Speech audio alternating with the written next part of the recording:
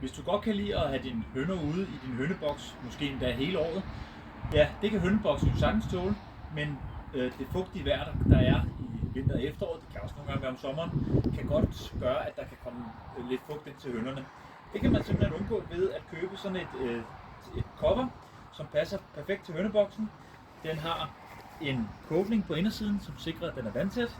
Den har også ventilhuller, så hvis der kommer luft ind, jamen, så kommer det ud igennem ventilhullerne. Der kan selvfølgelig ikke komme vand ind. Og så har den selvfølgelig en snor med en lille klemme på, så man kan spænde den fast. Så coveret beskytter selvfølgelig også imod skidt og møg fra træer og buske, så man ikke behøver at rengøre den. Skal hønerne være ude i høneboksen hele vinteren, jamen, så er man nødt til at have sådan et cover på. Man lægger det godt på den måde her.